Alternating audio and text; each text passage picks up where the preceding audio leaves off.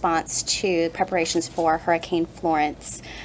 We'll have FEMA Associate Administrator for Response and Recovery, Jeff Byard, FEMA NOAA Liaison, Steve Goldstein, and American Red Cross National Emergency Management Liaison, Charlie English.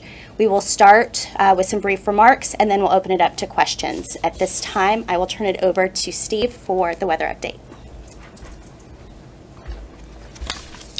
Okay, good morning. Florence remains a powerful Category 4 hurricane with maximum sustained winds of 130 miles an hour. Florence is centered 530 miles southeast of Cape Fear, North Carolina. It's moving west-northwest at 17 miles an hour. Florence is a large hurricane. Tropical storm force winds extend 175 miles from the center, and hurricane force winds now extend 70 miles from the center. The forecasts have trended just a bit slower, with Florence making landfall late Thursday or Friday in coastal North Carolina, though tropical storm force winds will overspread this area well ahead of this during the day on Thursday. Now, Florence may stall after it makes landfall and then move very slowly south down the coast. This could mean that parts of North and South Carolina near the coast will experience hurricane force winds and hurricane conditions for 24 hours or more. Hurricane watches and warnings, as well as storm surge watches and warnings, are in place across coastal North and South Carolina. In North Carolina, of concern is the Pamlico Sound, the Pamlico River, and the Neuse River, where 9 to 13 feet of storm surge is forecast, especially during times of high astronomical tides. Also of concern is the Wilmington area and surrounding beaches. Once the storm does move inland, the inland flooding threat is extreme. 15 to 25 inches of rain is forecast, with up to 40 inches near the exact center of Florence. There is a large area forecast of 10 inches of rain or more across much of the state of North Carolina Friday into Saturday. Now, the remnants of Florence will then dissipate and spread out. Interests in the Central Appalachians, Tennessee Valley, southeastern U.S., and Ohio Valley, as well as the Mid-Atlantic, should remain vigilant to some sort of heavy rain and flash flood threat as we get into next week.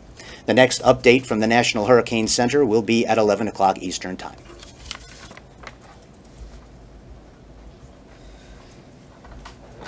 Good morning again. I'm Jeff Byard. I'm the Associate Administrator for Response and Recovery for FEMA. The President's declared declarations in South Carolina, North Carolina, and Virginia.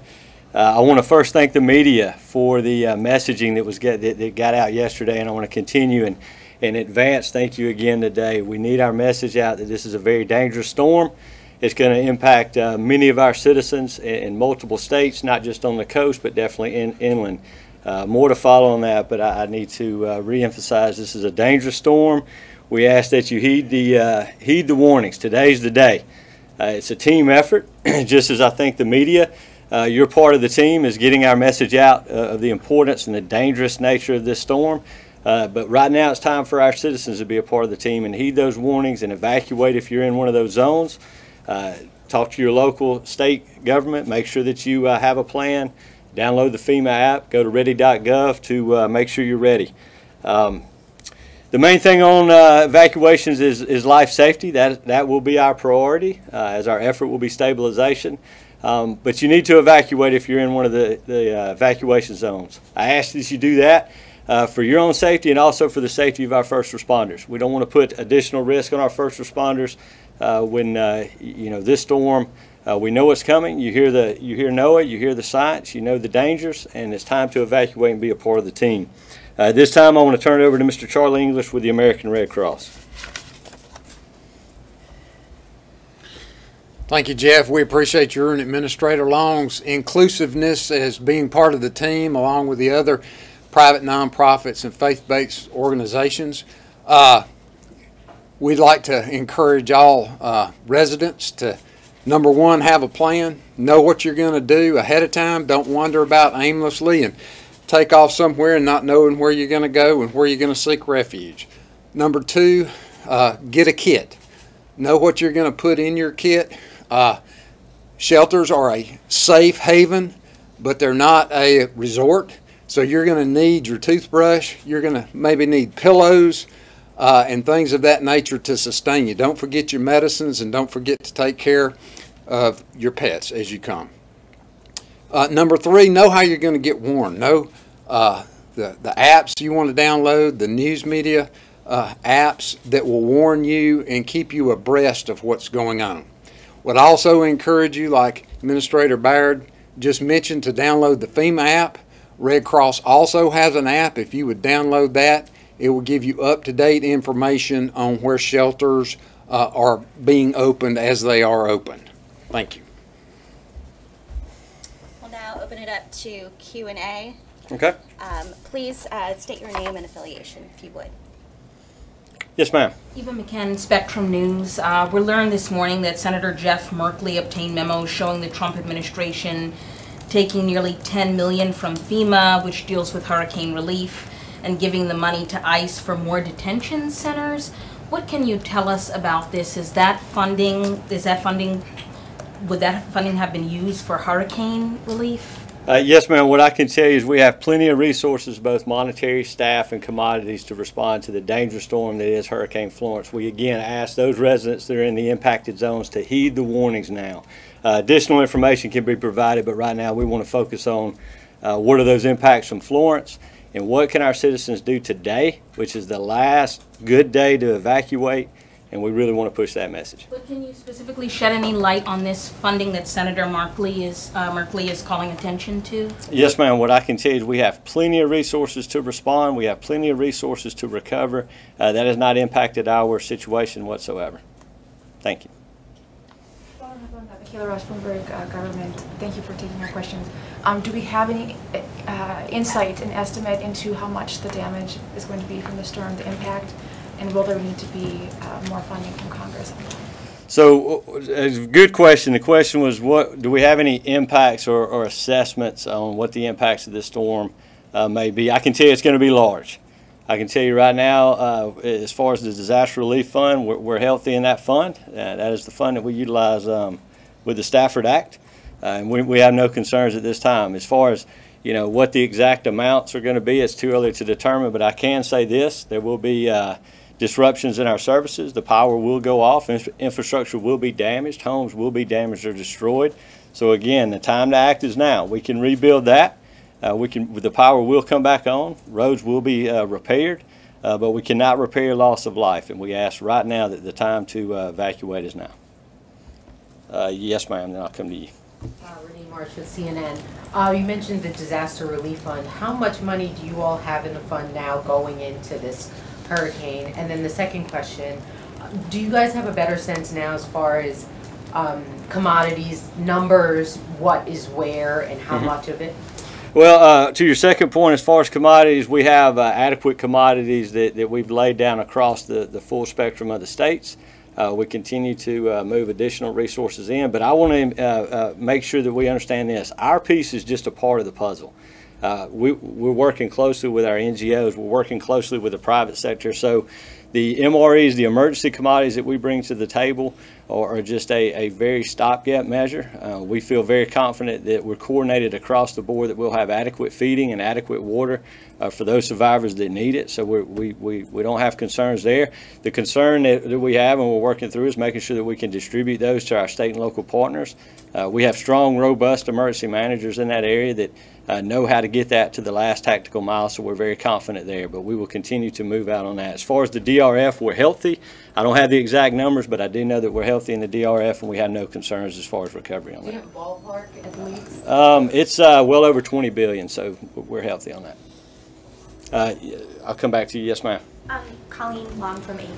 I wanted to ask about the number of evacuations. I think last night we said there was somewhere around 1.7 million people. I wondered if that is increasing based on the latest forecast, and kind of how many are we talking about who need to get out? That was the number as of last night. There's not been, to my knowledge at this point, additional evacuations ordered. But what we would say as far as numbers is, don't be a number that stays behind. Be a number that evacuates. Again, a lot of good questions today, and I'm going to bring everything back to the importance of what we're dealing with Hurricane Florence. We want our citizens, we owe it to our governors and our local emergency managers and the mayors of these impacted states for you to get that message out. The more people that can evacuate out of this deadly storm, the safer we'll be all the way around. We can bring people back. We can bring the commodities back. We're confident of that. But our emphasis today is that team effort and what the citizens can bring to the table today. Then I'll come back to you. Yes, ma'am. Cheryl Connor, ABC 7 News. Yes, ma'am. What exactly does the President's emergency declaration provide for the locals?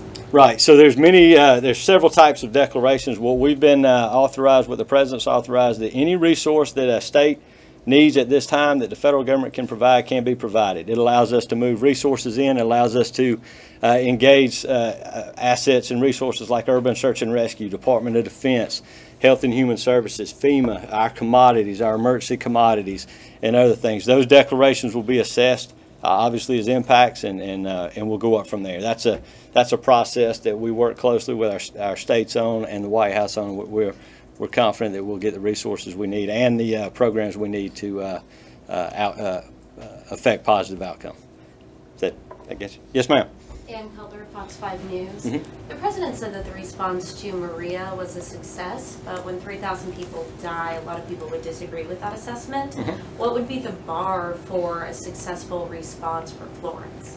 So, let me set the expectations. A successful response, obviously nobody wants any deaths. And we can, that's the importance of today, is saying, hey, get out. If you're in an area where you know it's going to flood, or if you're in a mandatory evacuation area, or you just don't feel your home is safe, now's the time to evacuate. We have shelters, we have other means. A successful response, it's a disaster, and it's named a disaster for a reason. It's going to disrupt services.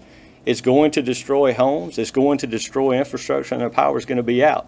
But we feel very confident that working with our partners, we're going to quickly stabilize those 7 critical lifelines. That's the key. We've got to stabilize the lifelines that our communities are used to on a daily basis. Then we can turn our focus to that more long-term recovery. And that's a model we're going to employ, and we're going to be successful at it.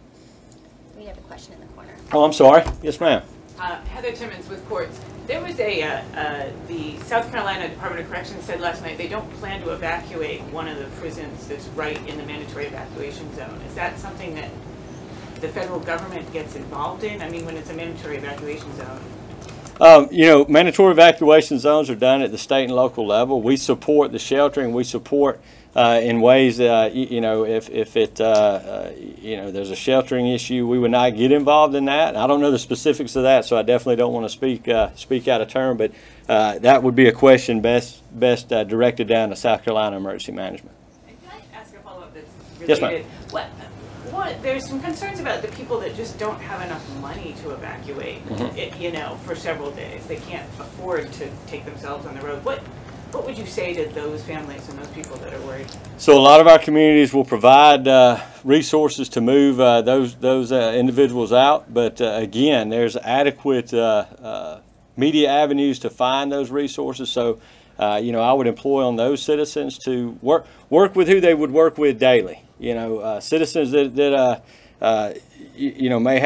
may not have the means to evacuate. They do live in our communities daily. They do attend social services and functions daily. So interact with those that have that. And I would employ all of us. It's neighbor helping neighbor in this situation. If that's the case, help your neighbor. Lives cannot be replaced, and we want to, again, I want to hammer that importance home. This is not going to be a glancing blow. This is not going to be a tropical storm. This is not going to be, one of those storms that hit and move out to sea. This is going to be, a Mike Tyson punch to the Carolina coast, and then it's going to have very heavy rains, that as Steve alluded to, it's going to stall. So we're looking at inland flooding. We're looking at, coastal storm surge. We're looking at all the hazards that a storm of this magnitude would take. So to that point, I would ask that, neighbors help neighbors in this situation, and let's all be on the team. There are like 9 hazardous waste sites in this region in Yes, the ma'am. path of the hurricane. What do you all know, or what kind of assessments have you all done to determine, how vulnerable those sites are, especially when we talk about this storm surge? What do Yes, you know ma'am. about those sites and the hazardous waste? What I do know, I don't know the specifics. Obviously, we can get down to the specifics, but I do know that hazardous waste is one of those critical lifelines that we focus on. So we work closely with the EPA. We work closely with the state and locals and those entities that have the authority over those type of facilities. So it's definitely on our radar, and we will quickly put the mitigation measures in place afterwards to see what the effects are. But I don't want to speak to the 9 because I don't want to give false information. Yes, ma'am. Anybody else? Well, look, before we close, again, I want to thank you. You have been just a wonderful mouthpiece to the citizens of these of the impacted states. We need you to continue to do that today. This is a serious storm, and we appreciate the team effort, not only from the media, from our citizens, and also from all the players involved. Thank you. And just a reminder for everyone to download the FEMA app. And if there are any additional questions, please email us at FEMA-news-desk@fema.dhs.gov. Thank you.